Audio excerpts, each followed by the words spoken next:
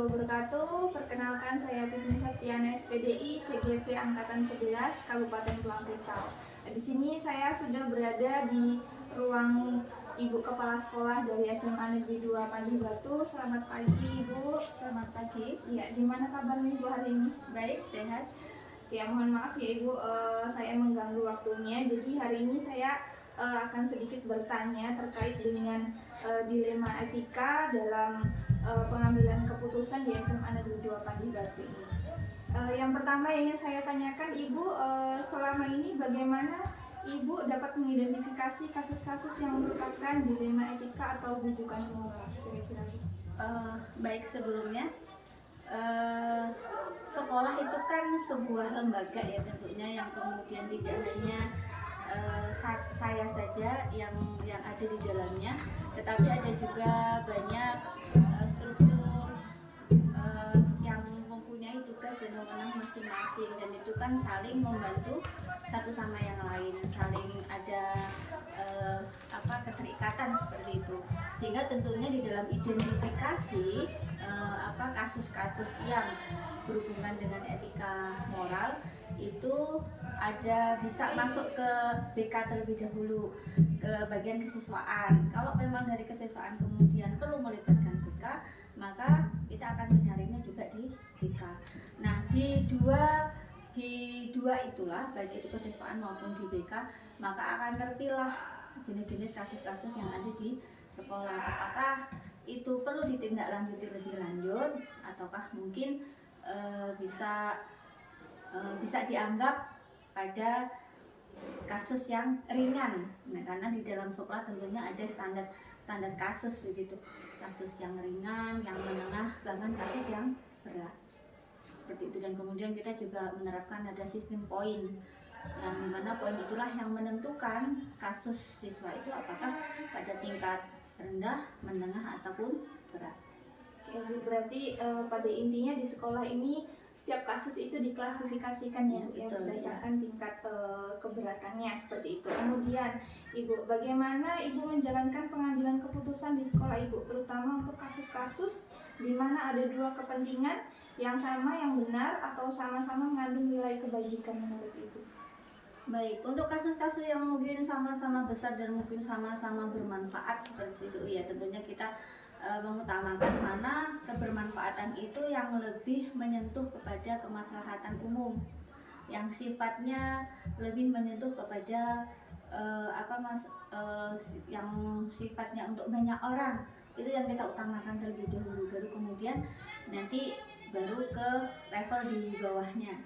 Jadi mana yang lebih bermanfaat untuk banyak orang, itu yang didahulukan. Oke, lebih mendahulukan yang bermanfaat seperti itu ya Bu ya. Kemudian langkah-langkah atau prosedur seperti apa yang biasa Ibu lakukan selama ini dalam mengambil keputusan?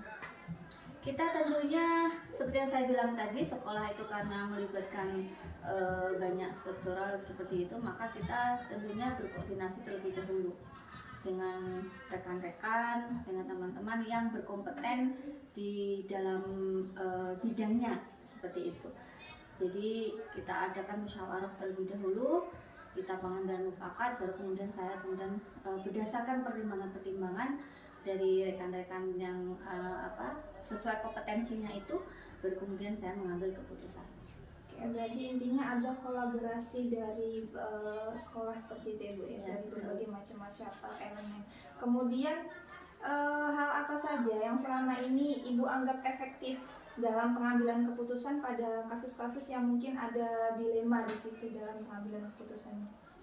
Itu, misalkan mungkin ketika ada suatu kasus di situ ada dilema dalam pengambilan keputusan. Nah, kira-kira yang Ibu anggap efektif itu yang seperti apa pengambilan keputusannya? Kalau ada sistemnya ya.